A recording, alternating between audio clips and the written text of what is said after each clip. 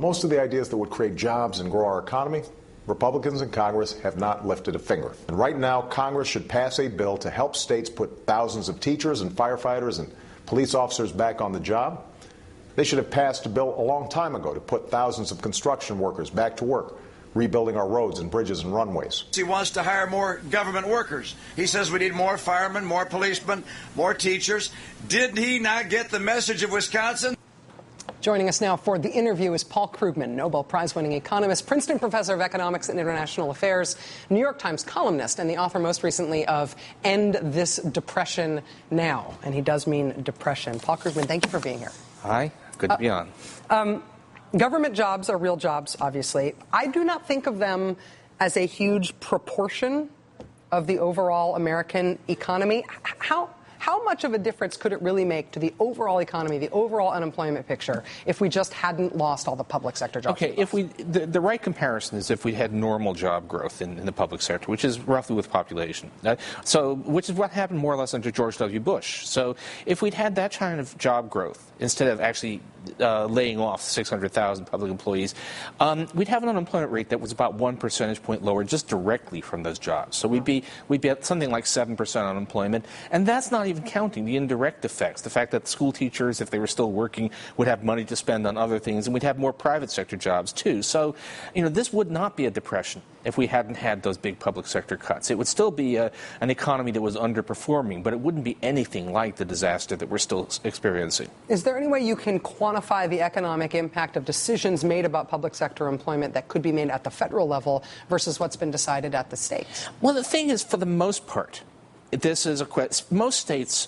operate under balanced budget rules. They can't, and local governments too, so they cannot do a lot of deficit spending. They could have raised taxes to hire more workers or have fewer layoffs, but mostly it's a question of making sure that they have the money. And if we had a federal revenue sharing program, which we did have at the beginning of the Recovery Act, which President Obama proposed last fall, then you could do that. So if we had I've been saying $300 billion a year, but we could negotiate numbers here.